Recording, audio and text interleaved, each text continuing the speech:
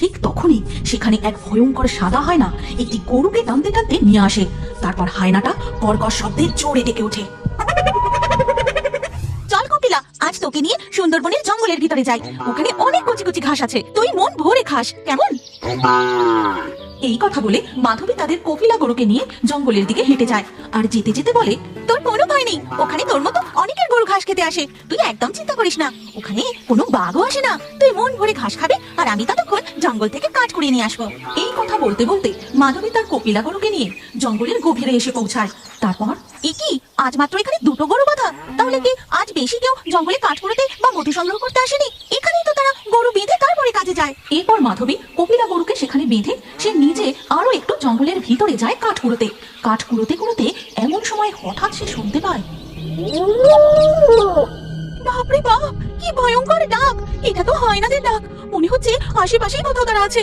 আমার এখানে একা একা কাঠ কুড়ানো ঠিক হবে না, ওদিকে কপিলাও একা। আমি তাড়াতাড়ি কাঠের বোঝাটা বেঁধে ধবলকে নিয়ে বাড়ি ফিরে যাই। মাধবীর এই কথা শেষ হতেই হঠাৎ সে দেখে দুটো বাঘ হুঙ্কার দিতে দিতে তার সামনে দিয়ে দৌড়ে চলে গেল। ওরে বাবা, এই যে বাঘ!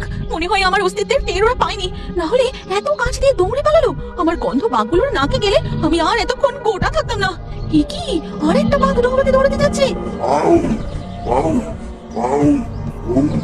ওদিকে দেখা যায় মাধবী যেখানে তার কপিলাকে বেঁধে এসেছিল সেখানে একটা বাঘ গরু শিকার করার জন্য বাঁধা ওই তিনটে গরুর দিকে ধীরে ধীরে এগোচ্ছে।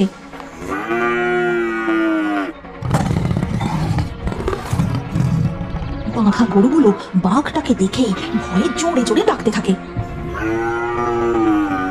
বাঘটা গরুগুলোর আশেপাশে ঘুরতে থাকে। তিনটে গরুর মধ্যে কোনটা ছেড়ে কোনটা সে ধরবে যেন তারই নির্ণয় করছে।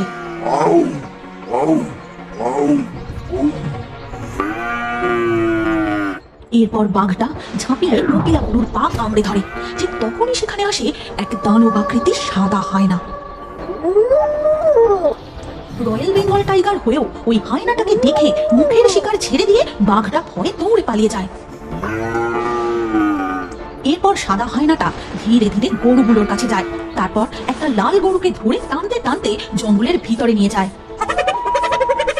আমার কাঠ কুড়ানো শেষ, কাঠের বোঝাটাও বাঁধা হয়ে গেছে, যাই এবার কপিলাকে নিয়ে তাড়াতাড়ি বাড়ি ফিরে যাই।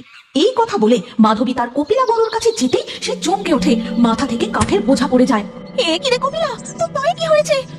আর একটি গরুই বা কোথায় গেল? বুঝেছি, এখানে নিশ্চয়ই বাঘ এসেছিল। চল কপিলা, এখানে আর এক মুহূর্ত থাকা ঠিক হবে না। কিন্তু এই অবস্থায় এই গরুটাকে এখানে একা রেখে যাওয়াটাও তো ঠিক হবে না। এটা কার গরু? একে এখানে রেখে গেলে যে একেও বাঘে নিয়ে যাবে। মাধবী ওই গরুটারও দড়ি খুলে দেয়। তারপর কপিলাকে ও ওই গরুটাকে নিয়ে তার বাড়ি ফিরে আসে। তখন মাধবীর স্বামীও মাছের হাঁড়ি ও জাল নিয়ে বাড়ি ফিরে আসে।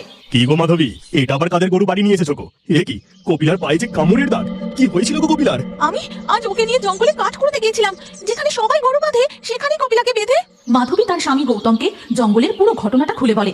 সবকিছু শুনে গৌতম বলে, গিন্নি, আজ তোমার ভাগ্য খুব ভালো ছিল গো, না হলে আজ তুমি, কপিলা, এই গরু কেউই প্রাণে বেঁচে ফিরে আসতে পারতে না গো। তুমি জানো না সুন্দরবনের জঙ্গলে কার উৎপাত বেড়েছে? জঙ্গলে আবার কিসের উৎপাত শুরু হলো গো? কোনো ডাকাত দল নাকি? তবে বলি শোনো গিন্নি, আজ আমি গিয়েছিলাম কালিন্দির খাড়িতে মাছ ধরতে।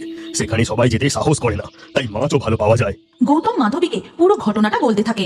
আজ বেশ অনেকগুলো মাছ পেয়েছি, হাঁড়ি পুরো ভর্তি হয়ে গেছে। যাই একটু এইখানের জঙ্গলের ভেতরটা গিয়ে দেখি, যদি কোনো মৌমাছির চাক থাকে তাহলে মধু ভেঙে বাড়ি নিয়ে যাব। গৌতম নদীর পাড়ে তার নৌকা রেখে জঙ্গলের ভিতরে যায় মধু সংগ্রহের খোঁজে। না, এখানে মৌমাছির একটা চাকও চোখে পড়ছে না।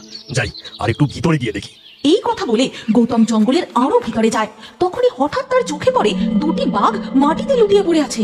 ওরে বাবারে, এই যে বাঘ! কিন্তু ও এভাবে মাটিতে পড়ে আছে কেন? এ কি, ওর গায়ে যে দেখছি আঁচড়ের কামড়ের দাগ। বাঘের আবার এই অবস্থা কি করে হলো?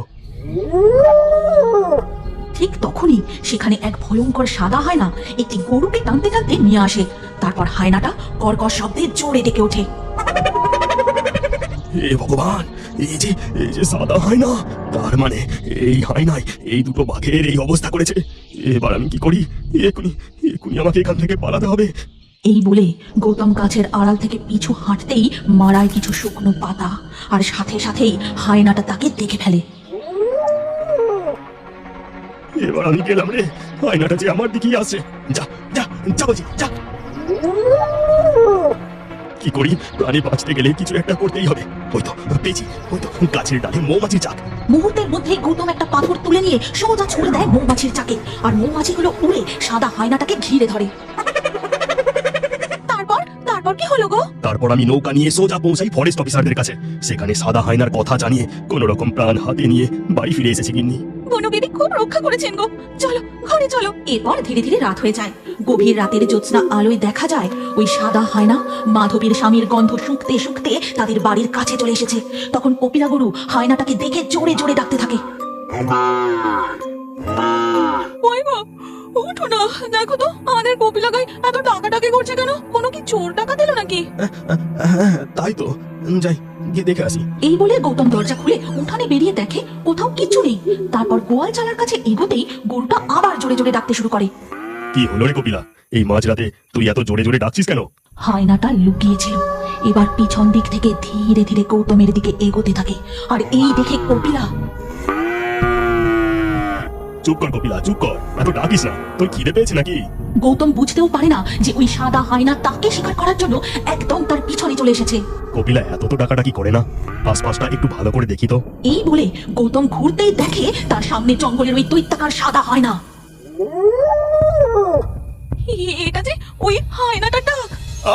বাঁচাও বাঁচাও মাধবী! সর্বনাশ! তবে কি ওই হায়নাটা? না না না, এটা হতে পারে না। এই বলে মাধবী সঙ্গে সঙ্গে ঘর থেকে বেরিয়ে আসে আর দেখে ওই সাদা হায়নাটা তার স্বামীর পা ধরে টেনে হিঁচড়ে জঙ্গলের দিকে নিয়ে যাচ্ছে। কে কোথায় আছো? বাঁচাও বাঁচাও! হায়নাতে যে আমার স্বামীকে টেনে নিয়ে গেল, বাঁচাও, কেউ ওকে বাঁচাও।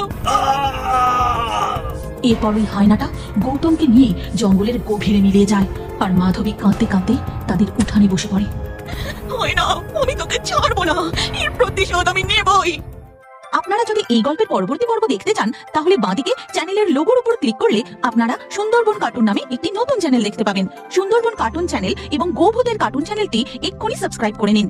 এই গল্পের পরবর্তী পর্ব আমরা সুন্দরবন কার্টুন চ্যানেলে পোস্ট করব। আমরা 50,000 সাবস্ক্রাইবারের টার্গেট নিচ্ছি, তাই আপনারা চ্যানেলের লোগোতে ক্লিক করে চ্যানেল দুটি সাবস্ক্রাইব করে নিন।